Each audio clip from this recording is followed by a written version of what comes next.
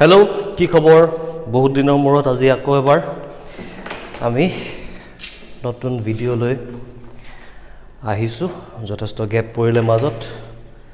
তোমালোকে জানাই বেমাৰ হৈছিলে এতিয়া কমপ্লিটলি ৰিকভাৰি হোৱা নাই বাট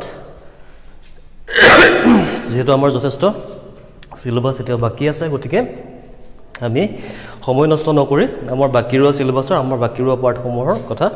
ডিসকাস কৰিব লাগে সো আমি ডিসকাস কৰি আছিলো হাইপাৰ কনজুগেশনৰ কথা হাইপাৰ কনজুগেশনত আমি কাৰ্বকেটায়নছত হাইপাৰ কনজুগেশন কেনেকৈ এপ্লাই কৰিব পাৰি হাইপাৰ কনজুগেশন এপ্লাই কৰি কাৰ্বকেটায়নৰ ষ্টেবিলিটি কেনেকৈ ডিটাৰমাইন কৰিব পাৰি তাৰ কথা শিকিছিলো আজি আমি নেক্সট কথা পাতিব লাগে ফ্ৰী ৰেডিকেলত হাইপাৰ কনজুগেশন কেনেকৈ হয় আৰু ফ্ৰী ৰেডিকেলৰ ক্ষেত্ৰত আমি হাইপাৰ কনজুগেশন ইউজ কৰি তেওঁলোকৰ হিহতৰ ষ্টেবিলিটি কেনেকৈ ডিটাৰমাইন কৰিম কিন্তু ফ্ৰী ৰেডিকেললৈ যোৱাৰ আগত আমি লাষ্ট ভিডিঅ'ত তোমালোকক কাৰ্বকেটায়নৰ কেইটামান প্ৰবলেম কৰিবলৈ সলভ কৰিবলৈ দিছিলো আশা কৰিছো সকলোৱে কৰিছা চাগে তথাপিও যি সকলে কৰা নাই তেওঁলোকৰ কাৰণে অথবা যি সকলে কৰিছা তেওঁলোকৰ কাৰণেও শুদ্ধ হৈছে না ভুল হৈছে হেতু আমি এবাৰ ডিসকাস কৰি দিও এই প্ৰবলেম কেইটা হাইপাৰ কনজুগেশন কেনেকৈ ইউজ হ'ব সো ফাৰ্স্ট যেটো প্ৰবলেম আছে তাত আমি হাইপাৰ কনজুগেশন ইউজ কৰিবৰ কাৰণে কি কৰিব লাগিব দিস ইজ দ্য কাৰ্বন যাৰ ৰেফাৰেন্সত আমি আলফা হাইড্ৰোজেন ডিটাৰমাইন কৰিব লাগে সেকেন্ড কম্পাউণ্ডত এইটো কাৰ্বন হ'ব থাৰ্ড কম্পাউণ্ডত এইটো কাৰ্বন হ'ব নাও এইটো পজিটিভ সেন্টাৰ ৰেফাৰেন্সত this is alpha carbon and this is alpha carbon যেহেতু ইয়াত এটা কাৰ্বন আছে গতিকে অবভিয়াসলি ইয়াত হাইড্ৰোজেন তিনিটা থাকিব লাগিব আনহাতে এইটো সাইডে এইটো কাৰ্বনত থাকিব দুটা hydrogen so in total in this species we have 5 alpha hydrogens okay in the second species a2 reference of this is alpha carbon this is alpha carbon this is alpha carbon so obviously this is CH3 this is CH3 and this will be CH2 right so as a result we will have 3 3 6 7 8 alpha hydrogens in the second species in the third species this is alpha hydrogen alpha carbon okol eta alpha carbon thakibo yat with respect to this carbocation so this will be CH2 as a result we will have 2 alpha hydrogens here so in the first series of compounds we will have 5 alpha hydrogen in the first species 8 alpha hydrogen in the second species and 2 alpha hydrogen in the third species so as a result the stability order will be etu jodi 1 boli kau etu jodi 2 boli kau etu jodi 3 boli kau tedi hole jiman beshi alpha hydrogen himan beshi tar stability so that is why কোনটো লিখো ইয়াতে লিখি দিছো 2 is more stable than 1 and which is least stable one is 3 okay so this was the answer for the first problem now problem number b to answer to ki hobo etia ekata approach sobote ami ki sabo lage alpha hydrogen sabo lage jot jiman basic alpha hydrogen thakibo himan basi stability so second problem to jodi tumalage itimodde alpha hydrogen uliaisa tete hole gom paisa tar answer to ki hobo so yet a positive center to respect of this is alpha hydrogen this alpha carbon this is alpha carbon with respect to this positive center this is alpha carbon and with respect to this positive center this is alpha carbon and this is alpha carbon right so yet kita hydrogen thakibo 1 2 already duta bond hoy ase gotike duta hydrogen thakile similarly yato duta hydrogen thakibo and we will have 4 alpha hydrogens in the first species second dot eto alpha hydrogen war lagile 1 2 3 tinta hoy ase so yet eta extra eta hydrogen thakibo so alpha hydrogen will be 1 in the second species and in the third species we will have here CH3 1 2 3 tinta hoy ase gotike yat eta hydrogen thakibo so we will have 4 alpha hydrogen in the third species so etu jodi 1 number hoy etu jodi 2 number hoy etu jodi 3 number hoy tete hole sobotke basic alpha hydrogen ase yat aru yat etu side 1 2 3 4 etu side 1 2 3 aru 4 so ami etialage jikita problem korilo ba etialage jiman kini kotha discuss korisilu tat gom paisilu je jiman beshi alpha hydrogen himan beshi stability so alpha hydrogen upor depend kore jodi hotor stability determine koribole jao tetiale least stable to hoy jabo etu karon yat tumar ki ase eta alpha hydrogen ase so gotike least stable to hoy jabo 2 এতিয়া বাকি থাকিল 1 আৰু 3 ৰ মাজত দুইটাতে চাৰিটা ULFA hydrogen আছে আলফা হাইড্ৰোজেনৰ ক্ষেত্ৰত বা আলফা হাইড্ৰোজেনৰ পৰা যদি আমি এক নম্বৰটো আমি আঁতৰাই দিছো সৰি দুই নম্বৰটো আঁতৰাই দিছো যেহেতু ই লিস্টেবল অলৰেডি হলে এতিয়া যদি কেৱল আলফা হাইড্ৰোজেনৰ ওপৰত ডিপেন্ড কৰি এই স্পেচিছ দুটাৰ ষ্টেবিলিটি ডিটাৰমাইন কৰিবলৈ যাওঁ তেতিয়াহলে ইহত দুটাৰ ষ্টেবিলিটি সমান হ'ব লাগে ওকে কিন্তু দুইটা স্পেচিছ বেলেগ বেলেগ গতিকে দুইটাৰ ষ্টেবিলিটি সমান হোৱাটো পসিবল নহয় সো আলফা হাইড্ৰোজেন সৰি হাইপাৰ কনজুগেশ্যন যদি অকল এপ্লাই কৰো তেতিয়াহলে কিন্তু ইয়াৰ একজেক্ট আনসাৰটো আমি নাপাম হাইপাৰ কনজুগেশ্যনৰ মতে দুইটাতে সমান সমান আলফা হাইড্ৰোজেন আছে গতিকে দুইটাৰ ষ্টেবিলিটি সমান হ'ব লাগিব সো ইয়াৰ উপৰিও আৰু আমি কিবা ইফেক্ট যদি জানো তেতিয়াহলে হেতু এপ্লাই কৰি চাও তাৰ মতে যদি কিবা এক্সট্ৰা ষ্টেবিলিটি গেইন হয় তেতিয়াহলে হি বেছি ষ্টেবল হ'ব ৰাইট যদি হে আলফা হাইড্ৰোজেন সমান সমান নহল হেতেন তেতিয়াহলে আমি একো চিন্তা কৰিব লগিয়া নাছিলে কিন্তু যেহেতু দুইটাতে আলফা হাইড্ৰোজেনৰ নাম্বাৰটো সমান সমান গতিকে আমি ইয়াত কি কৰিব লাগিব ইনডাকটিভ ইফেক্টটো এপ্লাই কৰি চাব লাগিব যদি ইনডাকটিভ ইফেক্ট এপ্লাই কৰো তেতিয়াহলে এটো সাইডৰ পৰা কি আছে two alkyl group 1 degree alkyl এটো সাইডে 1 ডিগ্ৰী এলকাইল সো আমাৰ ওচৰত দুটা 1 ডিগ্ৰী এলকাইল আছে ইন দা ফাৰ্স্ট কম্পাউন্ড আৰু 1 ডিগ্ৰী এলকাইলে কি দিয়া আমাক প্লাস আই ইফেক্ট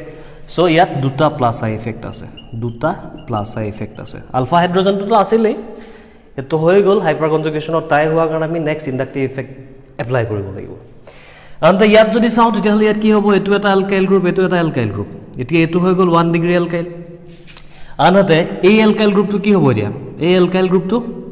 এটো সাইডৰ পৰা এই কাৰ্বনটোৱে দুফালে দুটা কাৰ্বনৰ লগত লগ লাগি আছে যদি দুফালে দুটা কাৰ্বনৰ লগত লগ লাগি থাকে তেতিয়াহলে এই এলকাইল গ্ৰুপটো কি হৈ যায় ই 2 ডিগ্ৰী এলকাইল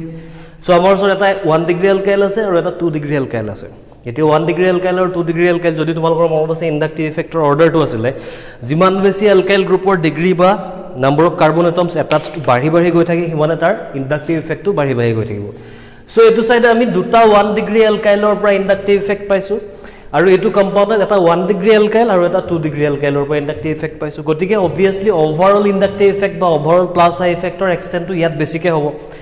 সো যিমান বেছি প্লাস আই ইফেক্ট থাকিব হিমানে বেছিকে এই পজিটিভ চাৰ্জটো নিউট্ৰেলাইজ কৰিব ইলেক্ট্ৰন পুশ কৰিব না এই পজিটিভ চেণ্টাৰটোৰ কাৰণে যিমান বেছি ইলেক্ট্ৰন পুশ কৰিব হিমানে বেছি ষ্টেবিলিটি সো 3 আৰু 1 ৰ ভিতৰত সবতকে বেছি ষ্টেবল হ'ব 3 then we will have 1 okay যদি অকল আলফা হাইড্ৰোজেনত হৈ গলহেতেন হাইপাৰ কনজুগেশ্যনত যদি হৈ গলহেতেন তেতিয়াহলে আমি হাইপাৰ কনজুগেশ্যন দিয়ে এক্সপ্লেইন কৰিলেহেতেন কিন্তু যেহেতু দুইটাৰ আলফা হাইড্ৰোজেনৰ নাম্বাৰটো সমান অৰ্থাৎ দুইটাৰ হাইপাৰ কনজুগেশ্যনৰ এক্সটেন্টটো সমান গতিকে আমি নেক্সট আৰু যি ইফেক্ট জানো অৰ্থাৎ ইনডাকটিভ ইফেক্ট জানো তাক এপ্লাই কৰিলো এপ্লাই কৰিবলৈ যাওঁতে দেখিলো যে ইয়াত এই পজিটিভ চেণ্টাৰটোৰ ফালে দুটা প্লাস আই গ্ৰুপ আছে এটো পজিটিভ চেণ্টাৰ কাৰণে দুটা প্লাস আই গ্ৰুপ আছে কিন্তু সেই প্লাস আই গ্ৰুপ কেটাৰ ভিতৰত এই স্পেচিছটোত এটা 1 ডিগ্ৰী এলকাইল আৰু এটা 2 ডিগ্ৰী এলকাইল লগ লাগি আছে আনহাতে ইয়াত দুইটাই 1 ডিগ্ৰী এলকাইল লগ লাগি আছে সেইকাৰণে অৰ্ডাৰটো তেনেকুৱা ধৰণৰ হ'ব ওকে সো এতিয়া আমি নেক্সট লৈ যাওঁ নেক্সট প্ৰবলেমটো যদি চোৱা তেতিয়া হলে একে ধৰণৰ কথা কি দেখিবা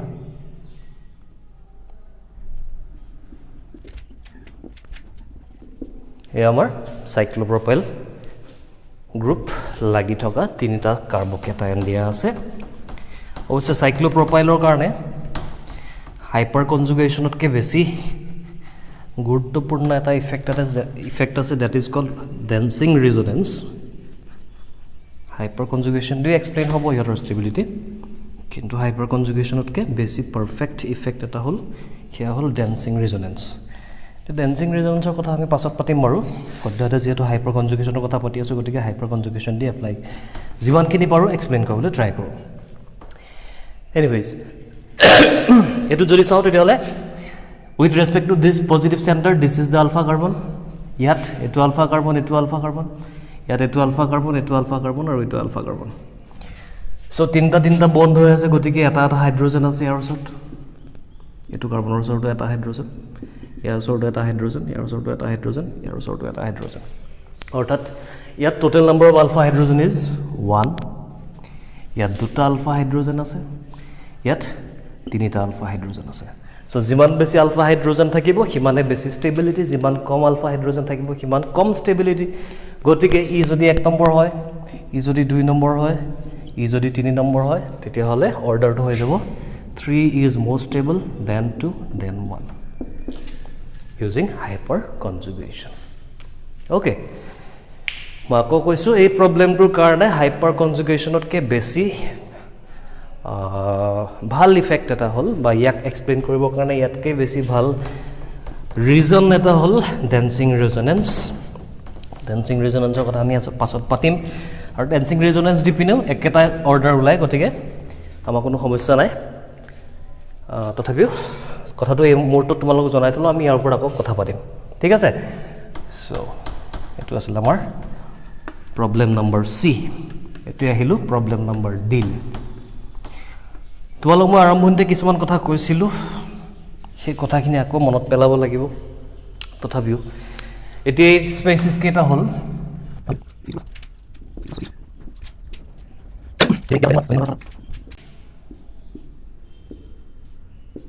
অ'কে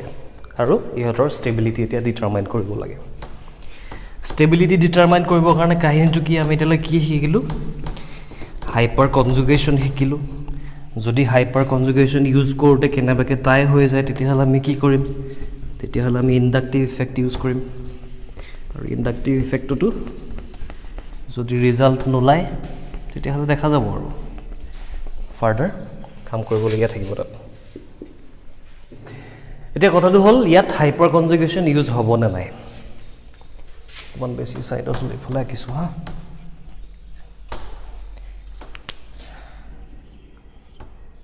ইয়াত এতিয়া হাইপাৰ কনজুগেশ্যন ইউজ হ'ব নাই সমস্যাটো হ'ল তাত অ'কে আৰু যদি হয় কেনেকৈ হ'ব এইটো প্লাছ অ'কে চ' এইটো হৈ গ'ল পজিটিভ চেণ্টাৰ কাৰ্বন ইয়াৰ লগত ডাইৰেক্টলি এটাচ কাৰ্বন হৈ গ'ল এইটো পজিটিভ চেণ্টাৰ গতিকে ডাইৰেক্টলি এটাচ কাৰ্বন হৈ গ'ল এইটো পজিটিভ চেণ্টাৰ গতিকে ডাইৰেক্টলি এটাচ কাৰ্বন হৈ গ'ল এইটো অ'কে চ' এইটো আলফা কাৰ্বন এইটো আলফা কাৰ্বন এইটো আলফা কাৰ্বন এইটো আলফা কাৰ্বন এইটো আলফা কাৰ্বন এইটো আলফা কাৰ্বন অ'কে এতিয়া শুনা তোমালোকক মই কোৱা নাই কথাটো আগতে যেহেতু প্ৰয়োজন হোৱা নাছিলে এতিয়া কৈছোঁ শুনা আলফা কাৰ্বন হ'বলৈ হ'লে sp3 হাইব্ৰিডাইজেশ্যন হ'ব লাগিব sp3 হাইব্ৰিডাইজড কাৰ্বনবোৰকহে আমি আলফা কাৰ্বন বুলি ধৰিম আৰু sp3 হাইব্ৰিডাইজড কাৰ্বনৰ লগত লাগি থকা হাইড্ৰজেনবোৰকহে আমি আলফা হাইড্ৰজেন বুলি ধৰিম এতিয়া যদি মন কৰা এই কাৰ্বনটো sp3 হাইব্ৰিডাইজড হৈ থকা নাই এটা দুটা তিনিটা ছিগমা বন্ড আছে গতিকে ই sp2 হাইব্ৰিডাইজডহে হৈ আছে যদি sp2 হাইব্ৰিডাইজড হৈ থাকে তেতিয়াহ'লে তাত আমি আলফা কাৰ্বন বুলি ধৰাৰ কোনো যুক্তিয়ে নাই প্ৰথম কথা ঠিক আছে তো যেহেতু এইটো sp2 হাইব্ৰিডাইজড sp3 নহয় sp3 হ'লেহে আমি কাউণ্ট কৰিলোহেঁতেন ইয়াক আলফা হাইড্ৰজেন আলফা কাৰ্বন বুলি আৰু যদিহে ইয়াত হাইড্ৰজেন লাগি থাকিলেহেঁতেন তেতিয়াহ'লেহে তাক আমি আলফা হাইড্ৰজেন বুলি কাউণ্ট কৰিলোহেঁতেন বুজিছা কথাটো যেহেতু এইটো sp2 হাইব্ৰিডাইজড হৈছে গতিকে এইটো আলফা কাৰ্বন বুলি কাউণ্ট কৰাৰ কাহিনীয়ে নাহিল প্লাছ ইয়াত হাইড্ৰজেন নাইও গতিকে আলফা হাইড্ৰজেনো নায়েই আলফা হাইড্ৰজেন যদি কেনেবাকৈ sp2 নহয় পিনে sp3ও হ'লহেঁতেন তেতিয়াও ইয়াত হাইড্ৰজেনেই নাই যদি হাইড্ৰজেন নাই তেতিয়াহ'লে আলফা হাইড্ৰজেনৰ কাহিনীয়ে নাহিল আলফা হাইড্ৰজেনৰ কাহিনী নাহিল যদি হাইপাৰ কনজুগেশ্যনৰ কথাও নাহিল বুজি পাই আছা না কথাখিনি কি কৈ আছোঁ প্ৰথম কথা হ'ব লাগিব এইটো sp3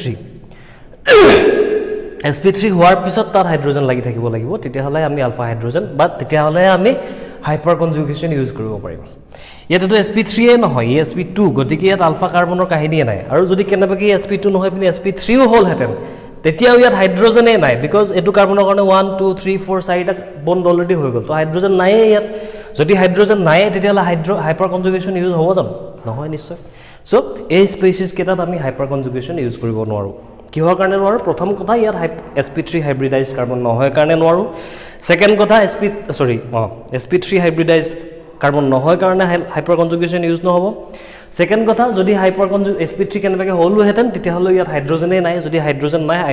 হাইপাৰ কনজুগেশ্যন ইউজ কৰাৰ কোনো কাহিনীয়ে নাথাকিল চ' এই স্পেচিছ কেইটাত হাইপাৰ কনজুগেশ্যন ইউজ নহ'ব যদি হাইপাৰ কনজুগেশ্যন ইউজ নহয় তেতিয়াহ'লে কি ইউজ কৰিম তেতিয়াহ'লে আমি কি জানো ইফেক্ট তেতিয়ালৈকে ইণ্ডাক্টিভ চ' যদি মনত আছে ইণ্ডাক্টিভ ইফেক্টটো কেনেকৈ আছিলে বেঞ্জিন ৰিঙৰ ইণ্ডাক্টিভ ইফেক্টটো কেনেকুৱা আছিলে প্লাছ আই নে মাইনাছ আই বেঞ্জিন ৰিঙৰটো আছিলে মাইনাছ আই এইটো মাইনাছ আই তেতিয়াহ'লে ইয়াতো মাইনাছ আই এইফালেও এটা মাইনাছ আই এইটো এটা মাইনাছ আই এইফালে এটা মাইনাছ আই এইটো এটা মাইনাছ আই হৈছে সো ইয়াত মাইনাছ আই ডি উইথড্ৰ কৰিছে পজিটিভ চেণ্টাৰৰ পৰা ইলেক্ট্ৰন উইথড্ৰ কৰিছে ইয়াৰো বেছি পজিটিভ হৈ গৈ থাকিব লিষ্ট ষ্টেবল হ'ব তাৰমানে সবতকৈ বেছিকৈ ইলেক্ট্ৰন উইথড্ৰৱেল ইয়াত হ'ব য'ত যিহেতু ইয়াত সবতকৈ কমকৈ ইলেক্ট্ৰন ডেঞ্চিটি থাকিব এই পজিটিভটো সবতকৈ বেছি পজিটিভ হ'ব ই লিষ্ট ষ্টেবল হ'ব লাগে এইটো 1 নম্বৰ এইটো 2 নম্বৰ এইটো 3 নম্বৰ ইণ্ডাক্টিভ ইফেক্ট যদি ইউজ কৰোঁ because benzene ring has minus I effect due to the minus I effect 1 2 3 gradually inductive effect minus I effect to bahi goi ase jiman besi carbocation jiman besi minus I thakibo himane besi stability komi jay so he karone inductive effect or logic or pora sabo gole tiale sobotke besi stable ki hobo lage 1 number tar bisot ki hobo 2 number tar bisot ki hobo lage 3 number right inductive effect sale kintu তোমালোক মই ইফেক্টখিনি start কৰোতে প্ৰথমতে কৈছিলো যে 90% প্ৰবলেমৰ ক্ষেত্ৰত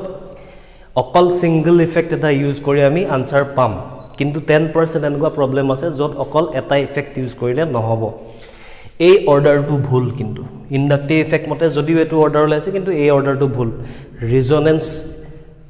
apply কৰিলে এই অৰ্ডাৰটো বেলেগ এটা পাম এতিয়ালৈকে আমি ৰিজনেন্স শিকা নাই অৰ্ডাৰটো একচুৱেল অৰ্ডাৰটো এটো হে কিন্তু আৰু এই অৰ্ডাৰটো কেতিয়া গম পাম যেতিয়া আমি ৰিজনেন্স শিকিম বুজি পাই আছা কথাখিনি 10% প্ৰবলেমৰ কথা কৈছিলো যিবোৰ কেৱল মাত্ৰ অকল এটা ইফেক্ট ইউজ কৰি পিনে আমি সলভ কৰিব নোৱাৰো অকল ইন্ডাক্টিভ ইফেক্ট ইউজ কৰি দিলে যদি পাৰিলো হেতেন হাইপাৰ কনজুগেশ্যন ইউজ কৰিলো হেতেন হাইপাৰ কনজুগেশ্যন এপ্লিকেবল নহয় কাৰণে ইন্ডাক্টিভ ইউজ কৰি চাইছিলো ইন্ডাক্টিভ ইউজ কৰি এটা অৰ্ডাৰ পালো কিন্তু একচুয়ালি হে অৰ্ডাৰটো এক্সপেৰিমেন্টাল ভ্যালুৰ লগত কোইনসাইড নকৰে এটো এটা ভুল ইফেক্ট ভুল অৰ্ডাৰ পাম আমি যদি ইন্ডাক্টিভ ইফেক্ট ইউজ কৰো আৰু এই কথাটো তোমাক মই অলৰেডি কৈছিলো যে 10% এনেকুৱা প্ৰবলেম থাকিব যাক কেৱল মাত্ৰ এটা ইফেক্ট দি পিনে আমি এক্সপ্লেইন কৰিব নোৱাৰো একচুৱেল অৰ্ডাৰটো এইটো হে আৰু এই কথাটোক এক্সপ্লেইন কৰিব কাৰণে এই অৰ্ডাৰটো কেলে হ'ল এটো অৰ্ডাৰনো কেলে নহল তাক এক্সপ্লেইন কৰিব কাৰণে আমাক লাগিব ৰিজনেন্স থিওৰিৰ হেল্প তো আমি যেতিয়া ৰিজনেন্স শিকিম ৰিজনেন্স শিকুতে এই অৰ্ডাৰটোৰ কথা আমি আকৌ এবাৰ ডিসকাস কৰিম ঠিক আছে ওকে সো এইটা আছিল আমাৰ আগৰ প্ৰবলেম কেইটা গতিকে নেক্সট टॉपिक तुले जाऊ तिला আমি नेक्स्ट हल hyper conjugation in free radical free रेडिकलत hyper conjugation केनेके হয় फ्री रेडिकल और कार्बोकेटायনৰ মাজত ডিফাৰেন্স তোমালোক মই আগৰ ভিডিওত অলৰেডি ডিসকাস কৰিছো সো বেছি টাইম নলও আমি सीधा सीधी पॉइंटले जाओ जे हाइपर कन्जुगेशन केनेके হ'ব পাৰে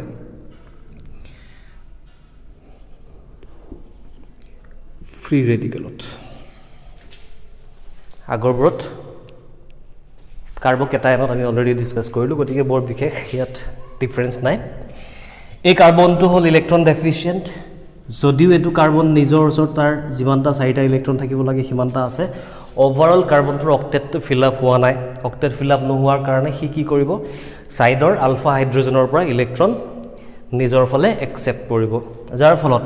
আগৰ কেছটোত যদি তোমালোকৰ মনত আছে ফ্ৰী ৰেডিকেল কাৰ্বকেটায়নৰ ক্ষেত্ৰত কি কৰিছিল আমি কাৰ্বকেটায়নত কি আছিল এটো প্লাস আছিল ইলেক্ট্ৰন ডেফিচিয়েন্ট আছিল 8টা ইলেক্ট্ৰন অক্টেট ফিল আপ হ'ব কাৰণে তাক দুটা ইলেক্ট্ৰন লাগিছিল দুটা ইলেক্ট্ৰন লগাৰ কাৰণে দুইটা ইলেক্ট্ৰন ইয়ালে শিফট হৈছিল এনেকুৱা টাইপৰ হৈছিল দুটা লগাৰ কাৰণে দুটা হৈছিল এতিয়া আমাক দুটা ইলেক্ট্ৰন নালাগে এতিয়া আমাক কি লাগে এতিয়া ফ্ৰী ৰেডিকেলটোক লাগে কেৱল মাত্ৰ এটা ইলেক্ট্ৰন হি যদি কেনেবাকে এটা ইলেক্ট্ৰন পাই যায় ইয়াৰ অক্টেট ফিল আপ হৈ যাব তো সেই কাৰণে কি হ'ব আগৰবাৰ কাৰ্বকেটায়নত হাইপাৰ কনজুগেশ্যন যেতিয়া হৈছিল তেতিয়া দুটা ইলেক্ট্ৰনৰ ৰিকোয়াৰমেন্ট আছিল কাৰণে দুইটা ইলেক্ট্ৰন ইয়ালে শিফট হৈছিল এবাৰ এটা ইলেক্ট্ৰনৰ ৰিকোয়াৰমেন্ট আছে গতিকে এই দুটা ইলেক্ট্ৰনৰ এটা ইলেক্ট্ৰন ইয়ালে শিফট হ'ব আৰু এটা ইলেক্ট্ৰন ইয়ালে শিফট হ'ব অৰ্থাৎ ইয়াত হোমোলাইসিস হ'ব এজ এ ৰিজাল্ট আমাৰ ওচৰত কি থাকিব ইয়াৰ ফলত কি পাম আমি R C এফালে R এটো R1 এটো R2 লিখি দিছো নেক্সট এটো কাৰ্বন এফালে হাইড্ৰোজেন থাকিল হোমোলাইসিস হোৱাৰ কাৰণে ইয়াৰ পৰা এটা ইলেক্ট্ৰন ইয়ালে আহিলে এই ইলেক্ট্ৰনটো এটো কাৰ্বনৰ নিজৰ ওচৰতে আছিল হি জাস্ট ওৰিয়েন্টেশন চেঞ্জ কৰি ইয়ালে গুচি গল তাৰমানে এজ এ ৰিজাল্ট আমাৰ ওচৰত এটা কি হ'ব ডাবল বন্ড আহিব আনহাতে এই হাইড্ৰোজেনটোৰ ওচৰত এই দুটা ইলেক্ট্ৰনৰ এটাটো ইয়ালে গুচি গল ইটো ক'ত যাব হাইড্ৰোজেনৰ নিজৰ ওচৰত থাকিব অৰ্থাৎ হাইড্ৰোজেনে নিজে এনেকৈ এটা ইলেক্ট্ৰন লৈ থাকিব আগৰবাৰত আমি H+ পাইছিলোঁ এবাৰ কি পাম তেতিয়াহ'লে H dot hydrogen free radical পাম আৰু এইটোকে আমি কি বুলি ক'ম হাইপাৰ কনজুগেটেড ষ্ট্ৰাকচাৰ অৰ্থাৎ ফ্ৰী ৰেডিকেলৰ ক্ষেত্ৰত আলফা কাৰ্বন আৰু আলফা হাইড্ৰোজেনৰ মাজত থকা সিগমা বণ্ডটোৰ হোমোলাইসিস হয় কাৰ্বকেটায়নত যেটো হেটেৰোলাইসিস হৈছিল ফ্ৰী ৰেডিকেলৰ ক্ষেত্ৰত হোমোলাইসিস হোৱাৰ পিছত অৰ্থাৎ হাইপাৰ কনজুগেটেড ষ্ট্ৰাকচাৰটোত হাইড্ৰোজেনটো ফ্ৰী ৰেডিকেল হিচাপে থাকে H ডট হিচাপে থাকে কাৰ্বকেটায়নত যেটো H+ হিচাপে আছিল ক্লিয়াৰ হৈছে তো ইয়াত যেনেকৈ হোমোলাইসিস হৈছে তেতিয়াহলে এটো হাইড্ৰোজেনৰ এটো কাৰ্বন হাইড্ৰোজেনৰ হোমোলাইসিস হ'ব পাৰে এটো কাৰ্বন হাইড্ৰোজেনৰ হোমোলাইসিস হ'ব পাৰে অৰ্থাৎ যিমানটা আলফা হাইড্ৰোজেন থাকিব সিমান বেছি আমি হাইপাৰ কনজুগেটেড ষ্ট্ৰাকচাৰছ পাম বাকিখিনি কথা একেখিনি আৰু বুজি পালা কথাখিনি সো কাৰ্বকেটায়নৰ নিচিনাকে ফ্ৰী ৰেডিকেলটো যিমান বেছি আলফা হাইড্ৰোজেন সিমান বেছি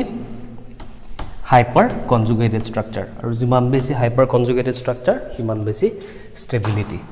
সো আগৰখিনিৰ নিচিনা একেখিনি হ'ব ইয়াৰ পিছৰ কথাখিনি মোৰ আলফা হাইড্ৰোজেন মিন্স মোৰ ষ্টেবিলিটি কাৰ্বকেটায়ন আৰু ফ্ৰী ৰেডিকেলৰ কথাখিনি একেখিনি তো বিশেষ কথা পাতিবলগীয়া নাই আমি অলৰেডি এইখিনিৰ ওপৰত ডিছকাছ যিহেতু কৰিছোৱে কাৰ্বকেটায়নৰ যেনেকুৱা ৰুল এপ্লাই হ'ব কাৰ্বকেটায়নত যেনেকুৱা ৰুল এপ্লাই হ'ব ইয়াতো একে ৰুলে এপ্লাই হ'ব আৰু ইমান কেছ নাই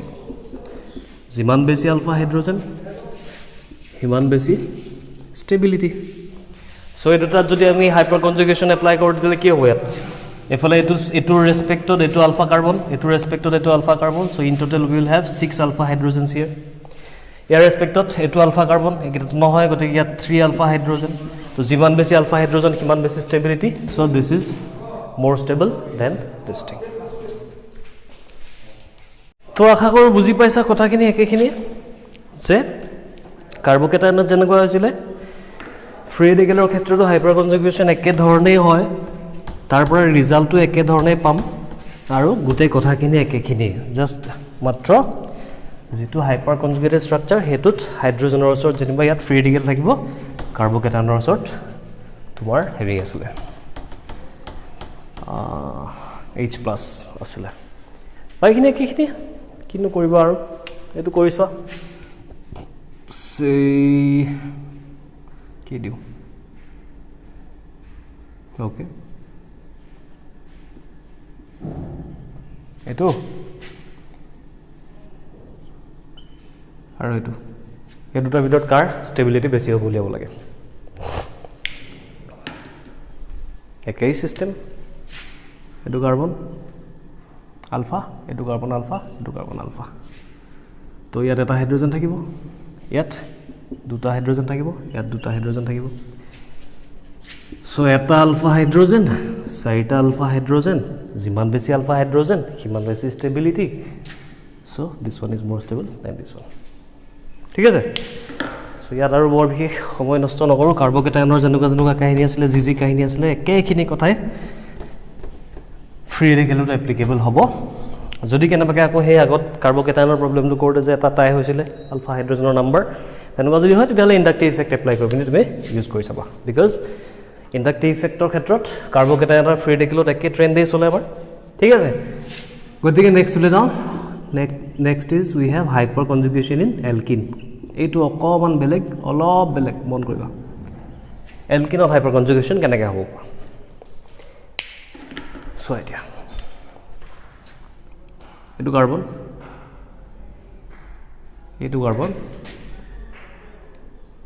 এইটো আলফা কাৰ্বন ওকে এটা সাইডে দেখাইছো ইটো সাইডে ব্লক কৰি দিছো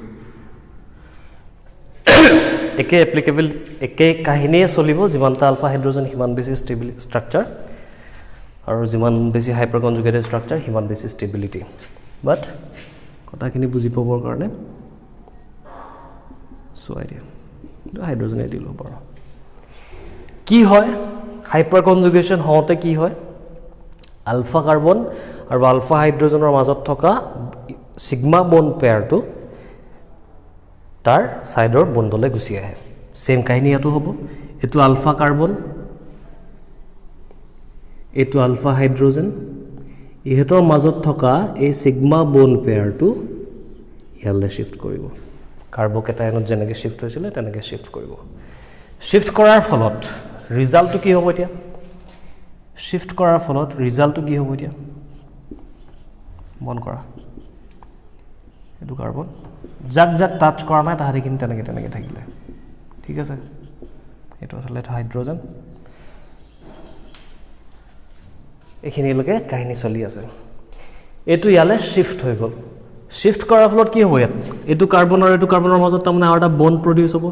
এই ইলেক্ট্ৰনটো ক'লৈ আহিব ইয়ালৈ এই ইলেক্ট্ৰনটো ক'লৈ আহিব ইয়ালৈ তাৰমানে কি হ'ব ইয়াত এটা ডাবল বন্ড প্ৰডিউচ হ'বনে তাৰমানে এইটো কাৰ্বনৰ মাজত এটা ডাবল বন্ড প্ৰডিউচ হ'ল হোৱাৰ লগে লগে মন কৰা এই কাৰ্বনটোৰ অলৰেডি 4টা বন্ড আছিলে 1 2 3 4 4টা বন্ড তাৰ অলৰেডি আছিলে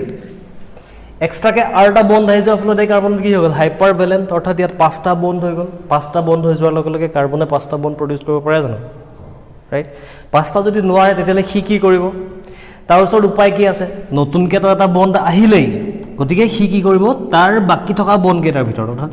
এই কেইটা বন্ডৰ ভিতৰত সবতকৈ লুজ যিটো বন্ড আছে সেই বন্ডটো ভাঙি পেলাব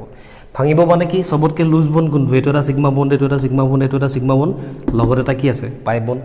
সিগমা বন্ড আৰু পাই বন্ডৰ ভিতৰত সবতকৈ লুজ বন্ড কোনটো পাই বন্ডটো অবভিয়াছলি তো গতিকে কি কৰিব ইয়াৰ পৰা ইলেক্ট্ৰন দুটা ইয়ালৈ শিফট কৰাই দিব প্ৰথমতে ইয়াৰ পৰা ইলেক্ট্ৰন ইয়ালৈ আহিব যাৰ ফলত এইটো কাৰ্বনৰ ওচৰত 5টা বন্ড হৈ যাব সেই 5টা বন্ডটো নাইকিয়া কৰিবৰ কাৰণে এইটো কাৰ্বনে নিজৰ ইলেক্ট্ৰন দুটা বা পাই বন্ডত থকা ইলেক্ট্ৰন কেইটা নেক্সট কাৰ্বনটোলৈ শিফট কৰাই দিব ফলত কি হ'ব এইটো এতিয়া ইলেক্ট্ৰনৰ ভিতৰলৈ চোৱা এইটো ইলেক্ট্ৰন এইটো কাৰ্বনৰ আছিলে সি আহি পিনি ইয়াত ৰৈ আছে এই কাৰ্বনৰ কিবা লাভ লোকচান একো হোৱা নাই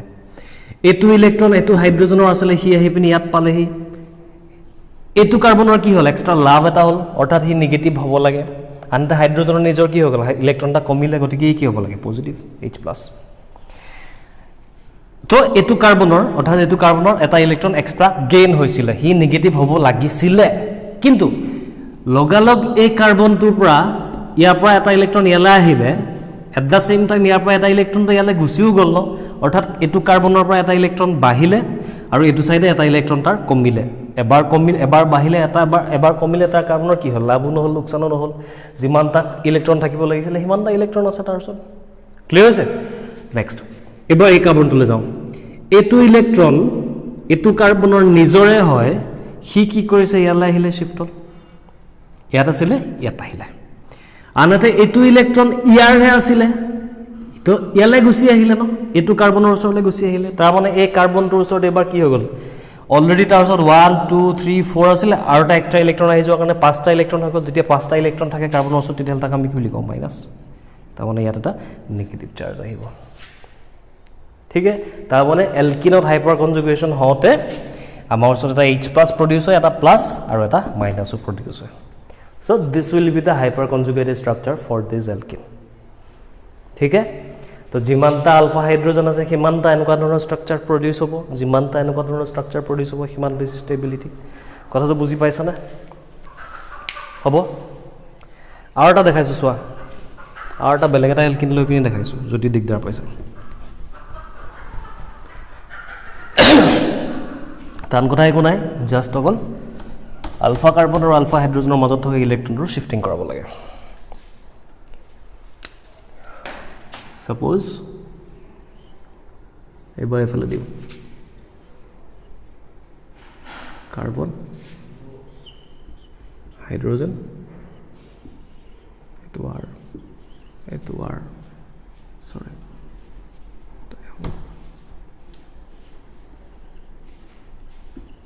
এইটো এলকিন ওকে ঠিক আছে কি হ'ব সৰি টু CH3 দা হল লাগিব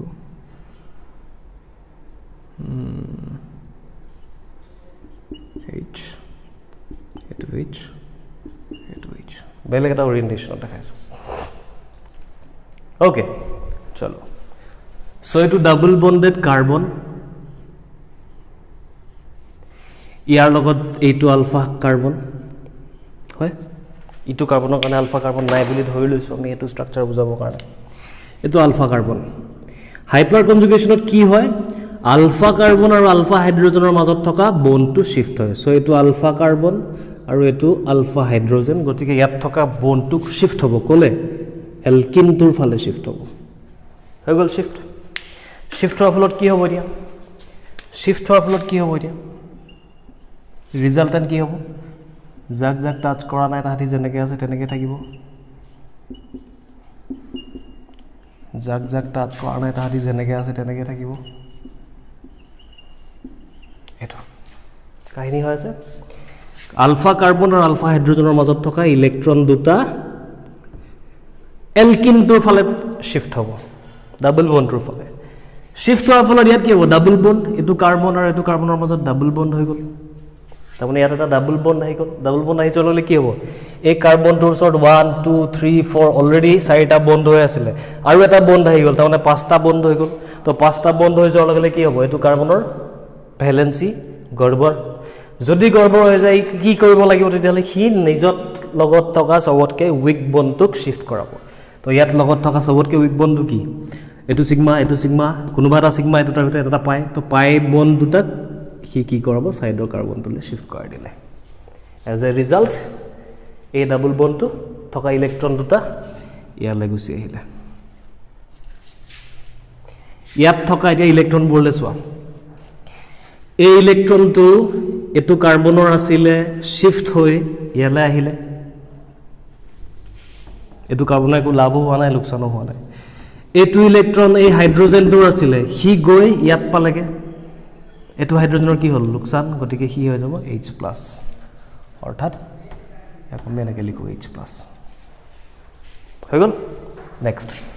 এটো কাৰ্বনৰ ক্ষেত্ৰত চাবলৈ হলে এটো ইলেক্ট্ৰন এটো হাইড্ৰোজেনৰ আছিলে হি গৈ ইয়াত পালেগে অৰ্থাৎ এই কাৰ্বনৰ ওচৰত এটা এক্সট্ৰা ইলেক্ট্ৰন আহিছিলে কিন্তু এট দা সেম টাইম এই ইলেক্ট্ৰনটো এই কাৰ্বনটোৰ আছিলে হি গৈ এটো কাৰ্বনৰ ওচৰত গুচি গ'ল ন এটো ইলেক্ট্ৰন এটো কাৰ্বনৰ আছিলে হি ইয়ালৈ গুচি আহিলে হল তাৰ ফলত এই কাৰ্বনটোৰ ওচৰত লাভো নহল লোকচানো নহল ইয়াৰ পৰা এটা ইলেক্ট্ৰন ইয়ালৈ আহিলে ইয়াৰ পৰা এটা ইলেক্ট্ৰন ইয়ালৈ গুচি গ'ল অৰ্থাৎ যিমানটা আছিলে কিমানই থাকিলে দে বাকি থাকিল এই ইলেক্ট্ৰনটো এটো কাৰ্বনৰ নিজৰ আছিলে হি জাস্ট অকল ওৰিয়েন্টেশন শিফট কৰি ইয়াত ৰাখিছে তাৰ মানে এটো কাৰ্বনৰ ওচৰত এতিয়া টোটাল কেটা ইলেক্ট্ৰন থাকি গ'ল 1 2 3 4 5 পাঁচটা ইলেক্ট্ৰন থকাৰ লগে লগে আমি হেতু কাৰ্বনক কি বুলি ক'ব লাগিব নেগেটিভ তো এটো হৈ গ'ল আমাৰ hyperconjugated structure for this alkene clear হৈছে কাহিনীটো তো যিমান বেছি আলফা হাইড্ৰোজেন হ'ব সিমানে বেছি এনেকুৱা ধৰণৰ স্ট্ৰাকচাৰ পাম আৰু যিমান বেছি এনেকুৱা ধৰণৰ হাইপাৰ কনজুগেটেড স্ট্ৰাকচাৰছ পাম সিমানে বেছি তাৰ ষ্টেবিলিটি বাঢ়িব ক্লিয়াৰ হ'ল সো হেয়া কাহিনী তাৰ মানে এলকিনৰ ক্ষেত্ৰটো যিমান বেছি আলফা হাইড্ৰোজেন সিমান বেছি ষ্টেবিলিটি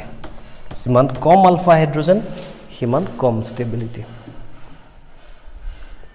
তো কেটামান কৰা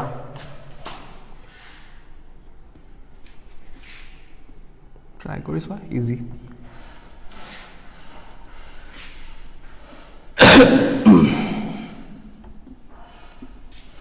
সো এটাৰ ভিতৰত কাৰ ষ্টেবিলিটি বেছি কাৰ ষ্টেবিলিটি কম এটো 1 নম্বৰ এটো 2 নম্বৰ দিলো এটো 3 নম্বৰ দিলো সো obviously এটো CH3 এটো CH3 এটো CH3 এফালে CH3 CH3 CH3 CH3 এবোৰ কি আৰু এটো হাইড্ৰোজেন ইয়াত হাইড্ৰোজেন এটো হাইড্ৰোজেন এতিয়া যিমান বেছি আলফা হাইড্ৰোজেন সিমান বেছি ষ্টেবিলিটি তো এটো কাৰ্বনৰ ৰেসপেক্টত এটো আলফা কাৰ্বন গতিকে তিনটা আলফা হাইড্ৰোজেন আছে এটো কাৰ্বনৰ ৰেসপেক্টত এটো আলফা কাৰ্বন এটো কাৰ্বনৰ ৰেসপেক্টত এটো আলফা কাৰ্বন গতিকে ইয়াত 6টা আলফা হাইড্ৰোজেন আছে ইয়াত আলফা কাৰ্বন চাৰিটা আলফা কাৰ্বন সো চাৰিটা আলফা কাৰ্বন টোটাল 12টা আলফা হাইড্ৰোজেন আছে সো ইন টোটাল আলফা হাইড্ৰোজেনৰ নম্বৰ তোমালোকে নিজে দেখিছা যিমান বেছি আলফা হাইড্ৰোজেন সিমান বেছি stability so 3 is more stable than 2 than 1 clear হৈছে কে কাহিনী হ'ব ছুটিকে এনেকৈ ভাবি থব পাৰা যিমান বেছি তোমাৰ সাবস্টিটিউশন থাকিব যিমান বেছি এনেকুৱা এলকাইল গ্ৰুপ লাগি থাকিব ডাবল বণ্ডৰ লগত সিমানে বেছি ষ্টেবল এটা এলকাইল গ্ৰুপ লাগি আছে দুটা এলকাইল গ্ৰুপ লাগি আছে চাৰিটা এলকাইল গ্ৰুপ লাগি আছে যিমান বেছি এলকাইল গ্ৰুপ লাগি আছে সিমান বেছি ষ্টেবিলিটি ওকে সো বেসিক কথাটো এটো যে যিমান বেছি আলফা হাইড্ৰোজেন সিমান বেছি ষ্টেবল ঠিক আছে আৰু কি থাকিব পাৰে সো আইটা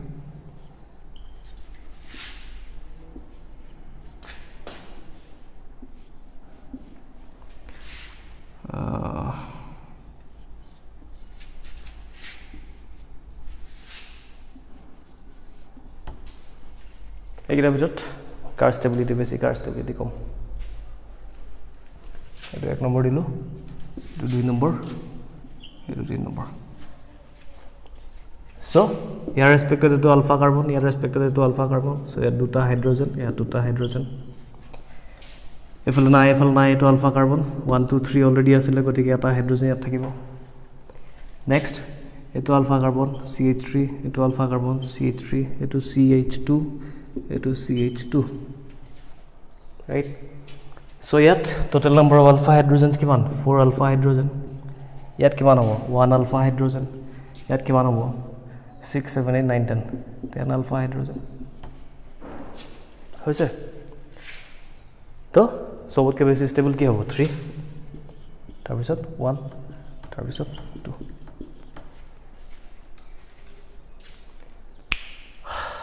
বুজি পাইছা সকে তো জিমান বেছি আলফা হাইড্ৰোজেন হিমান বেছি ষ্টেবিলিটি ওকে ঠিক আছে এতিয়া আহিলো আৰু এটা প্ৰবলেম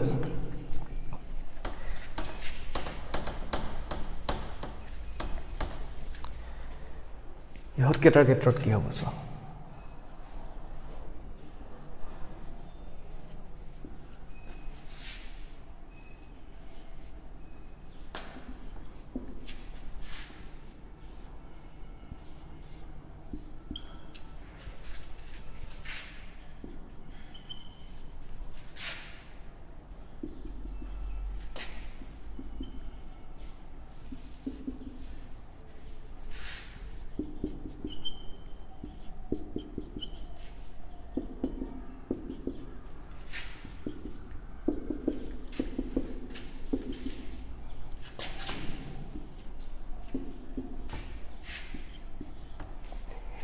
ইহত কেটাৰ ষ্টেবিলিটি ডিটাৰমাইন কৰিব লাগে কোনটো বেছি ষ্টেবল কোনটো কম ষ্টেবল ট্ৰাই কৰা কেনেকৈ হ'ব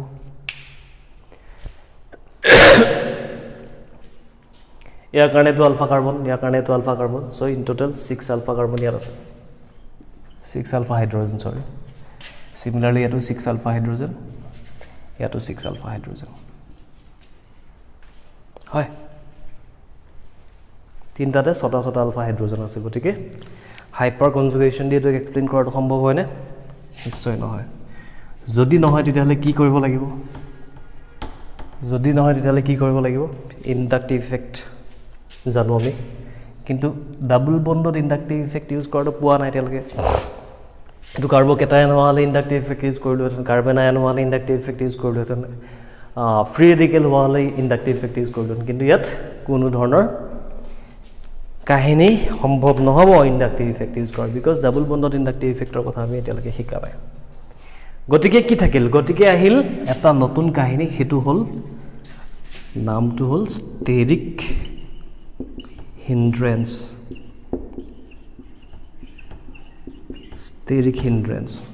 ষ্টেৰিক হিন্ড্ৰেন্স মানে কি এতিয়া সো আইডিয়া এটো কাৰ্বন দুটা কি হয় sp2 হাইব্ৰিডাইজ ন এলকিন বো sp2 হাইব্ৰিডাইজ নহয় জানো তো হাইব্ৰিডাইজ যদি হয় তেতিয়াহলে এইখিনি বস্তু প্লেনাৰ ষ্ট্ৰাকচাৰ গুটে এলকিন বোৰ সব প্লেনাৰ ষ্ট্ৰাকচাৰ হ'ব sp2 হাইব্ৰিডাইজ মানে মনত আছে নে ট্ৰাইগোনাল প্লেনাৰ ষ্ট্ৰাকচাৰ আছিল সো এটো কাৰ্বন ট্ৰাইগোনাল প্লেনাৰ এটো কাৰ্বন ট্ৰাইগোনাল প্লেনাৰ গতিকে এখিনি প্লেনাৰ ষ্ট্ৰাকচাৰত আছে এই এলকিন কেটা থাকিলে এটো এটা CH3 গ্ৰুপ বাল্কি গ্ৰুপ এটো এটা CH3 গ্ৰুপ বাল্কি গ্ৰুপ তাই কিটা কি কৰে ডাঙৰ গ্ৰুপ তা মানে ডাঙৰ গ্ৰুপটোত থকা ইলেক্ট্ৰনছ খিনিয়ে ইয়াতো ইলেক্ট্ৰনছ আছে দুইটা গ্ৰুপ যেতিয়া একে সাইডে পৰি যায় ওচৰা-ওচৰ হৈ যাব ন এটো কাৰ্বন আৰু এটো কাৰ্বনৰ মাজত যদিও আমি বহুত ডাঙৰ এটা লাইন আকিছে একচুয়ালি তাতি এটা সৰু জাস্ট গ্যাপ এটা হয় ইমান ডাঙৰ তো গ্যাপ নাথাকে ন তাহাতৰ মাজত তো কি কৰিব ইয়াত থকা ইলেক্ট্ৰনছ খিনিক ঠেলা হেঁচা কৰি থাকিব ৰিপালছ কৰিব ওকে এই বাল্কি গ্ৰুপটোৱে এই গ্ৰুপটোক ঠেলিব বা ইয়াক ঠেলাৰ কাৰণে কি হ'ব ইয়াৰ মাজত ৰিপালছন হোৱাৰ কাৰণে কম্পাউণ্ডটোত অশান্তি বাঢ়িব কাজিয়া এখন সংখাৰ হৈ আছে ককায়েকেতো ভায়েকেতো দুইটাৰ মাজত ঝেং অশান্তি দেখিব নোৱাৰি এইটো কি হ'ব ঘৰখনত অশান্তি হ'ব তাৰ মানে এই কম্পাউণ্ডটোত ষ্টেবিলিটি কমাই দিব কি কোনে কমাই দিব ইহত দুটাই ইটোক ঠেলা-ঠেলি কৰাৰ কাৰণে এই কম্পাউণ্ডৰ ষ্টেবিলিটি কমি যাব এই যে ঠেলা-ঠেলি কৰি আছে তাকে কয় ষ্টেৰিক হিন্ড্ৰেন্স আৰু যিমান ডাঙৰ গ্ৰুপ হ'ব সিমানে ষ্টেৰিক হিন্ড্ৰেন্স বেছি হয় ঠিক আছে তাৰ মানে ইয়াত ষ্টেৰিক হিন্ড্ৰেন্স বেছি হৈছে সো ইয়াত ষ্টেবিলিটি কম কিন্তু এইটো কম্পাউণ্ডত যদি মন কৰোঁ তেতিয়াহ'লে ইহত দুটা বেলেগ সাইডে আছে ন এটা এইফালে আছে এটা অপোজিট সাইডে আছে সো অবভিয়াসলি ইটো হিটোৰ পৰা ডিসটেন্সটো বাঢ়ি গ'ল ডিসটেন্সটো বাঢ়ি যোৱাৰ লগে লগে তাহাঁতৰ মাজত ৰিপালছনটো কমি যাব যোৱাৰ লগে লগে ষ্টেৰিক হিন্ড্ৰেন্স কমি যাব এজ এ ৰিজাল্ট ইয়াত অকমান কম ঠেলা-ঠেলি হ'ব কম অশান্তি হ'ব অৰ্থাৎ এই দুখন ঘৰৰ ভিতৰত বেছি শান্তিত কোনখন ঘৰ থাকিব পাৰিব 2 নম্বৰ ঘৰখন অৰ্থাৎ 1 আৰু 2 ৰ ভিতৰত যদি ষ্টেবিলিটিৰ কথা কনসিডাৰ কৰোঁ য'ত অশান্তি কম তাত ষ্টেবিলিটি বেছি সো ইয়াত অশান্তি কম গতিকে ইয়াত ষ্টেবিলিটি বেছি হ'ব 1 আৰু 2 ৰ ভিতৰত ক্লিয়াৰ হৈছে কাহিনীখিনি তো সেম সাইডে যে একে গ্ৰুপ আছে এইকেইটা কয় সিস এলকিন আৰু পাছত এলকিন যেতিয়া পঢ়িম তাত গম পাবা আৰু অপোজিট সাইডে থাকিলে তাক কয় ট্ৰান্স এলকিন তাৰ মানে সিস আৰু ট্ৰান্সৰ ভিতৰত কোনটো বেছি ষ্টেবল ট্ৰান্সটো বেছি ষ্টেবল ক্লিয়াৰ হৈ আছে ওকে ঠিক আছে এতিয়া এটুক যদি কনসিডাৰ কৰো থাৰ্ডটো ইয়াত কি হ'ব এতিয়া এটু কাৰ্বন ইয়াৰ এটু সাইডে এটা বাল্কি গ্ৰুপ এটু সাইডে এটা বাল্কি গ্ৰুপ সেম সাইডে আছিল ষ্টেৰিক হিন্ড্ৰেন্স বেছি দূৰে গুচি গ'ল ষ্টেৰিক হিন্ড্ৰেন্স কম এত আৰু বেছি ওচৰত আহি গ'ল ন এটু কাৰ্বনৰ মাজত অকমান হলো দূৰত আছে এত আৰু বেছি একেটা কাৰ্বনৰ ভিতৰতে আছে একেলগতে আছে ইয়াত ষ্টেৰিক হিন্ড্ৰেন্স কি হ'ব তেতিয়াহ'লে আৰু বেছি হ'ব যদি আৰু বেছি হয় তেতিয়াহ'লে থাৰ্ডটো কি হ'ব লাগে 3 নম্বৰটো কি হ'ব লাগে সবতকে কম ষ্টেবল এটো বিকজ সেম কাৰ্বনত আছে দুইটা গ্ৰুপ বাল্কি গ্ৰুপ বেছি ওচৰত আহি গ'ল ইহত দুটাতো অকমান হলো দূৰত আছে এটো সবতকে বেছি দূৰত কম সবতকে অশান্তি অলপ দূৰত অলপ ইয়াতকে বেছি অশান্তি কিন্তু এটোতো সবতকে বেছি অশান্তি হ'ব লাগে বিকজ একেটা কাৰ্বনতে আহি গ'ল তাৰমানে ইয়াত ষ্টেৰিক হিন্ড্ৰেন্সটো সবতকে বেছি হ'ব আৰু ইয়াৰ ষ্টেবিলিটিটো সবতকে কম হ'ব 3 is least stable than 2 than 1 কিন্তু নহয় এইটো কথা actual order is 1 is least stable then 2 then 3 this is experimentally determined kahini কি কো বিচাৰিছো বুজি পাইছানে আমি প্ৰথম এক্সপ্লেইন কৰিলো ইহত দুটাক কলু যে ইয়াত ষ্টেৰিক হিন্ড্ৰেন্স বেছি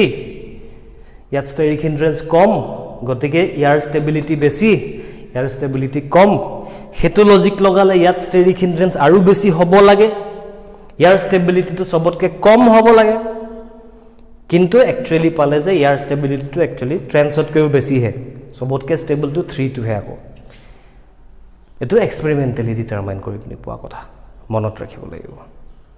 কিন্তু মনত ৰাখিলে তো নহব কিবা এটা লজিক লাগিব ন নহলে মনটো শান্তি লাগিব জানো এই দুটা বাৰু মানি ললো মই ষ্টেৰিক হিন্ড্ৰেন্স ইয়াত বেছি আছিল গতিকে কম ষ্টেবল ষ্টেৰিক হিন্ড্ৰেন্স কম আছিল গতিকে বেছি ষ্টেবল ওকে বঢ়িয়া কথা মানি ললো হেতু লজিক যদি লজিক হয় তেতিয়ালে সবতে এপ্লাই হ'ব লাগে তো হেতু লজিকটো ইয়াতো এপ্লাই হ'ব লাগিছিল সেম কাৰ্বনত আছে বেছি ওচৰত আহিব বেছি ষ্টেৰিক হিন্ড্ৰেন্স বেছি ৰিপালছন বেছি আনষ্টেবিলিটি এটো লিষ্ট ষ্টেবল হ'ব লাগে 3 টো কিন্তু ইটো দেখোন মোস্ট ষ্টেবল হ'লকে কিয় মানি লম কথাটো মানি ল'বলৈ মন নাযাব ন তো মানি ল'বলৈ যেহেতু মন যোৱা নাই গতিকে ইয়াক এক্সপ্লেইন কৰিবলৈ ট্ৰাই কৰো এক্সপ্লেনেশ্যন আমাক নালাগে পৰীক্ষাত আমাক জাস্ট অকল অৰ্ডাৰ লাগে কিন্তু মনটোৱে শান্তি নাপাব নহলে সেই কাৰণে এক্সপ্লেনেশ্যনটো জৰুৰী জানি থোৱাটো জৰুৰী এনেকুৱা নহয় যে জানিবই লাগিব জানিলে ভাল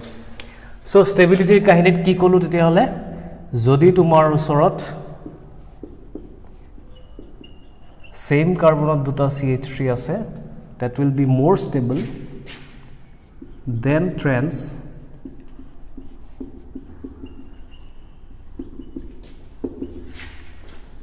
then cis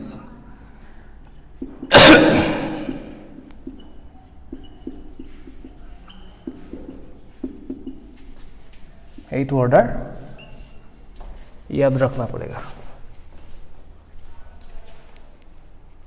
बेसी ऊपर गुसि गल ओके ऑर्डरটো মনত ৰাখিব লাগিব this is trans alkene this is called cis alkene এটো এনে জেমিনাল কব পাৰা দুটা ৱৰ্ড আছে জেমিনাল আৰু ভিচিনাল सेम कार्बनत सब्स्टिट्यूशन থাকিলে জেমিনেট বুলি কয় এইটা एक्चुअली ভিচিনাল হয় সাইডৰ কাৰ্বনত সब्स्टिट्यूशन থাকিলে তাক ভিচিনাল বুলি কোৱা হয় তো এটো হল অৰ্ডাৰ কেলে হল অৰ্ডাৰটো বিকজ এই দুটা কেনেকৈ এক্সপ্লেইন কৰিম যে ট্ৰান্সত ষ্টেৰিক হিন্ড্ৰেন্স ইহত বাল্কি গ্ৰুপ কেটা দূৰে দূৰে থকাৰ কাৰণে ইহতৰ ষ্টেৰিক হিন্ড্ৰেন্স কম সিসত বাল্কি গ্ৰুপ কেটা একে একে ওচৰা-ওচৰিকে থকাৰ কাৰণে তাহাতৰ ষ্টেৰিক হিন্ড্ৰেন্স বেছি তো ষ্টেৰিক হিন্ড্ৰেন্স ইয়াত কম কাৰণে ইয়াৰ ষ্টেবিলিটি বেছি ষ্টেৰিক হিন্ড্ৰেন্স বেছি কাৰণে ইয়াৰ ষ্টেবিলিটি কম কিন্তু সেম লজিক ইয়াত যদি এপ্লাই কৰো তেতিয়াহলে উল্টা অৰ্ডাৰটা ওলাব লাগিছিলে কিন্তু নহয় তো সেই কাৰণে তাক এক্সপ্লেইন কৰিব লাগিব এতিয়া তাক এক্সপ্লেইন কৰিব কাৰণে আমি হেল্প লম হাইপাৰ কনজুগেশ্যনৰ সো আইডিয়া তাৰমানে কেনেবাকে যদি মই ট্ৰান্সটুক ইয়াত কে লেস স্টেবল বুলি এস্টাবলিশ কৰিব পাৰো অটোমেটিক্যালি সিসতকে বেছি স্টেবল হৈ যাব ন আচ্ছা বাদ দিয়া গুটে তিনটা কথাই কনসিডাৰ কৰো ইয়াৰ হাইপাৰ কনজুগেটেড স্ট্ৰাকচাৰটো কি হ'ব এতিয়া এটো হাইড্ৰোজেন এটো CH3 এটো CH2 হৈ যাব ন হাইপাৰ কনজুগেটেড স্ট্ৰাকচাৰ হলে এটো ডাবল বন্ড হৈ যায় হৈ যোৱাৰ লগে লগে এই পাই বন্ডটো কি হৈ গৈছিলে ইয়ালৈ গুচি আহে ই মাইনাস ড্ৰ কৰি চাবা হাইপাৰ কনজুগেটেড স্ট্ৰাকচাৰছ আলফা হাইড্ৰোজেন যিকোনো এটা আলফা হাইড্ৰোজেনৰ পৰা আমি মুভ কৰাব লাগে মুভ কৰাৰ লগে লগে এটো হাইপাৰভেলেন্ট হৈ যাব ইয়াৰ পৰা ইলেক্ট্ৰন ইয়ালৈ শিফট হ'ব এবোৰ ট্ৰান্সটোৰ যদি আকো ট্ৰান্সটোৰ কাৰণে যদি ড্ৰ কৰো CH3 H টুগে যাব CH2 এটো minus right and that CH2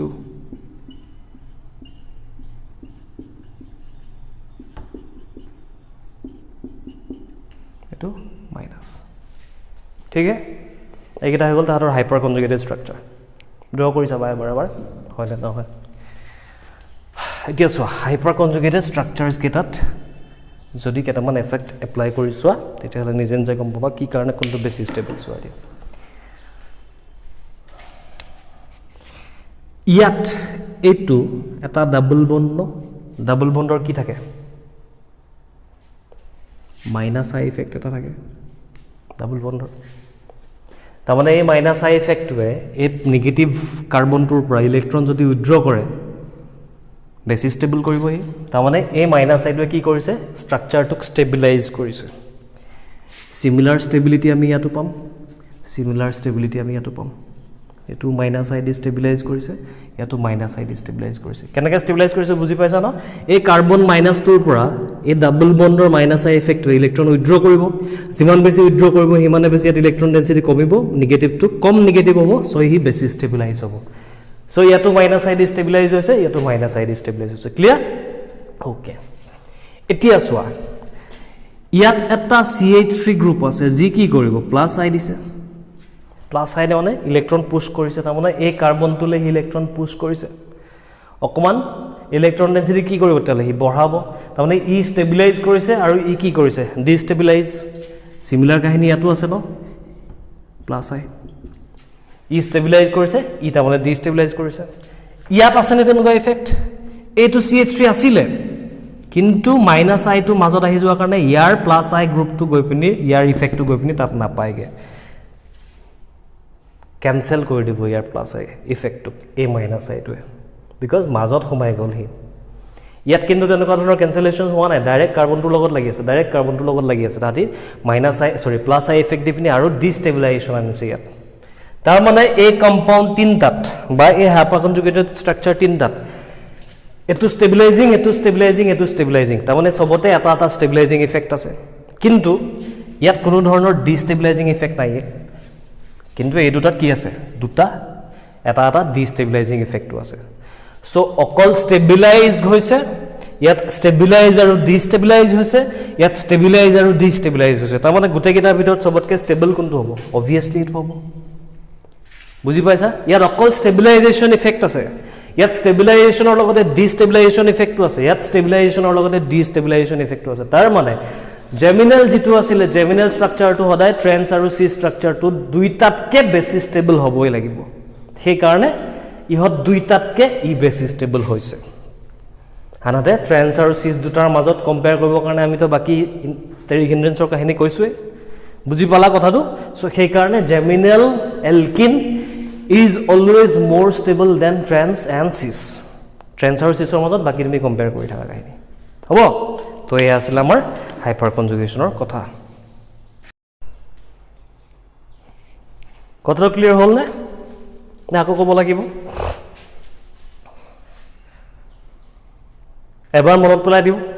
trans আৰু সিসৰ মাজত কম্পেয়াৰ কৰিবৰ কাৰণে আমি ষ্টেৰিক হিন্ড্ৰেন্স ইউজ কৰিছিলোঁ ট্ৰেন্সত ষ্টেৰিক হিন্ড্ৰেন্সটো কম CH3 গ্ৰুপ বা যিকোনো এলকাইল গ্ৰুপ C2H পাবো হ'ব পাৰে ইয়াত এলকাইল গ্ৰুপ কেইটা অপোজিট সাইডে থকাৰ কাৰণে ষ্টেৰিক হিন্ড্ৰেন্সটো কম এলকাইল গ্ৰুপ কেইটা সেম সাইডে থকাৰ কাৰণে ষ্টেৰিক হিন্ড্ৰেন্সটো বেছি হেতু লজিক ইউজ কৰিলে এটো সবতকে লিষ্ট ষ্টেবল হ'ব লাগে কিন্তু এক্সপেৰিমেন্টালি পোৱা গ'ল যে this is more stable than trans and cis সেই কথাটোক এক্সপ্লেইন কৰিবৰ কাৰণে আমি হাইপাৰ কনজুগেশ্যন ইউজ কৰিলো হাইপাৰ কনজুগেশ্যন ইউজ কৰাৰ পিছত গম পালো যে জেমিনেল এলকিনটোৰ ক্ষেত্ৰত কেৱল মাত্ৰ ষ্টেবিলাইজিং ইফেক্ট এটা আহিব মাইনাস আই আনহাতে সিস আৰু ট্ৰেন্স এলকিনৰ হাইপাৰ কনজুগেটেড ষ্ট্ৰাকচাৰছ কিটাত ষ্টেবিলাইজিং ইফেক্টৰ লগতে এটা ডিষ্টেবিলাইজিং ইফেক্টটো এছ'চিয়েট হৈ থাকে তো অকল ষ্টেবিলাইজিং ইয়াত ষ্টেবিলাইজিং ডিষ্টেবিলাইজিং ইয়াত ষ্টেবিলাইজিং ডিষ্টেবিলাইজিং তো অবভিয়াছলি ডিষ্টেবিলাইজিং ইফেক্ট য'ত নাই হি সবতকে বেছি ষ্টেবল হ'ব লাগিব অট'মেটিক্যালি সো সেইকাৰণে জেমিনেলটোৰ ষ্ট্ৰাকচাৰটো সবতকে বেছি ষ্টেবল হয় compared to cis and trans আৰু সিস আৰু ট্ৰেন্সৰ ভিতৰতো তাহাতকেইটাক কম্পেয়াৰ কৰিবৰ কাৰণে আমি ষ্টেৰিক হিন্ড্ৰেন্স এপ্লাই কৰিব পাৰোঁ ঠিক আছে সো এয়া আছিল আমাৰ এলকিনত হাইপাৰ কনজুগেশ্যনৰ কাহিনী আশা কৰিছোঁ বুজি পাইছা যদি দিগদাৰ হয় তেতিয়াহ'লে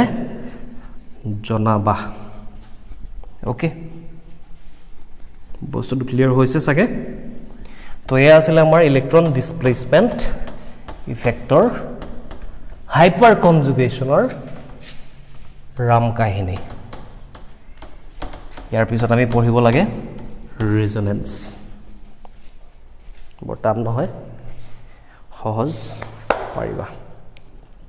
ঠিক আছে চলো পঢ়ি থাকিবা ইয়াৰ পিছত আমি ৰেজনেন্সৰ কথা পাতিম